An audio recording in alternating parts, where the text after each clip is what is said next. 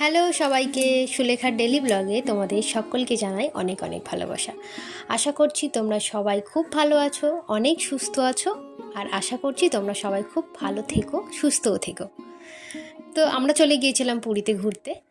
আর এখন আমরা যেখানে আছি সেটি হলো ভুবনেশ্বর নন্দনকানন।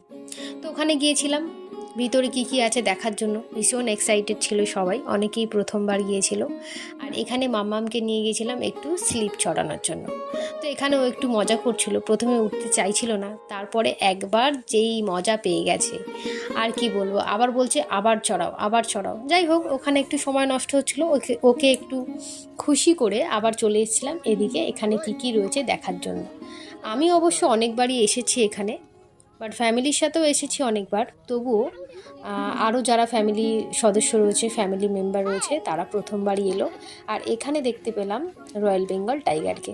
ভাবলাম তোমাদের সাথেও একবার শেয়ার করে নিই, যেহেতু সব কিছুই তোমাদের সাথে শেয়ার করি। তারপর এদিকে চলে এসেছিলাম হাতি দেখার জন্য। তো বেশ বড় বড় অনেক কটাই হাতি ছিল, আর এদেরকে রাখা হয়েছিল এই হাতিগুলোকে দেখাশোনা করার জন্য আর কি।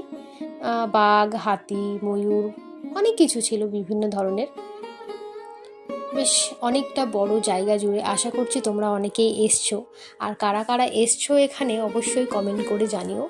এখানে তো দুটোই দেখা যাচ্ছে, বাট আরও হয়তো ভিতরের দিকে রয়েছে, আমরা তো অতটা ভিতরের দিকে যাইনি। তাই এই সামনে থেকে আবারও চলে এসেছিলাম একটু সাপ দেখার জন্য। এখানে বেশ অনেকগুলো সাপ দেখতে পেলাম, বেশ বিষাক্ত সাপ বলতে পারো। আর আমার তো সাপে ভীষণ ভয়। আমি প্রায় 7 হাত কি 10 হাত দূর থেকে এই ভিডিওটা বানাচ্ছিলাম। যদিও বা ওখানে কাঁচের ইয়ে দিয়ে সব কিছু ঘেরাই ছিল, কিন্তু তাও প্রচণ্ড পরিমাণে মানে সাপ দেখলেই যেন কেমন একটা হয়।